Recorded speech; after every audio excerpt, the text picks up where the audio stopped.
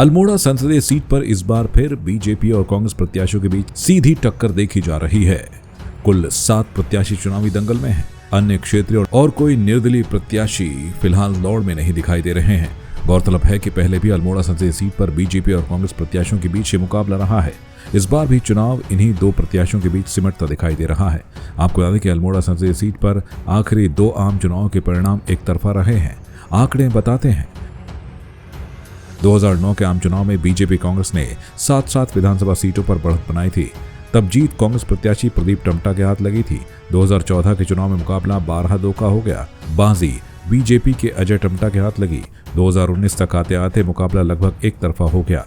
BJP ने संसदीय क्षेत्र के सभी 14 विधानसभा क्षेत्रों पर बढ़त बनाकर कांग्रेस की जमीन खिसका दी।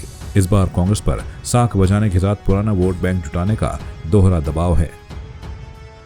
अल्मोड़ा सीट पर रहे हैं ऐसे आंकड़े। अल्मोड़ा सीट पर आंकड़े कभी एक जैसे नहीं रहे। अंतिम 3 आम चुनाव को ही देख लें तो एक बार कांग्रेस, आखिरी 2 बार बीजेपी जीती है। पार्टियों का वोट बैंक देखा जाए तो 2009 के चुनाव में बीजेपी और कांग्रेस की स्थिति लगभग समान थी। पिथौरागढ़, गंगोलीहाट, रानीखेत, सोमेश्वर, अल्मोड़ा, जागेश्वर, चंपावत विधानसभा क्षेत्र में कांग्रेस आगे रही थी। वोट प्रतिशत में दिखा अंतर। सीट भले कांग्रेस के हाथ लगी, लेकिन दोनों दलों के वोट बैंक में नाम मात्र का अंतर था। कुल मतदाताओं के आधार पर कांग्रेस ने 19% वोट बटोरे, जबकि बीजेपी को 18.3% वोट मिले। वोट करने वाले मतदाताओं के आधार पर कांग्रेस के हिस्से 41.8 और बीजेपी के 40.3% वोट आए। तब कांग्रेस के प्रदीप 7,000 से भी कम अंतर से जीते थे। बढ़ गया बीजेपी और कांग्रेस के वोट बैंक के बीच का अंतर। 2014 के चुनाव में बीजेपी के अजय टम्टा जीतकर पहली बार लोकसभा पहुंचे। इस चुनाव में बीजेपी ने 12 विधानसभा क्षेत्रों में बढ़त बनाई, जबकि कांग्रेस धारचूला व जागेश्वर में आगे रही थी। तब बीजेपी प्रत्याशी ने मतदान का 53% व कांग्रेस ने 38.4% वोट प्राप्त किए थे।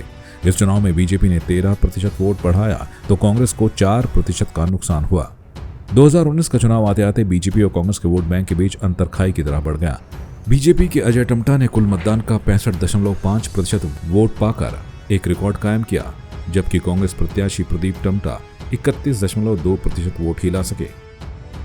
आखिरी चुनाव ने खिसकाई कांग्रेस की जमीन। आखिरी चुनाव ने कांग्रेस की जमीन खिसका दी, जबकि मोदी के चेहरे की बदौलत बीजेपी ने वोटरों की नई जमीन तैयार की। धारचूला और जागेश्वर भी कांग्रेस के हाथ से चले गए। 4 जिलों के सभी 14 विधानसभा क्षेत्रों में बीजेपी आगे रही थी।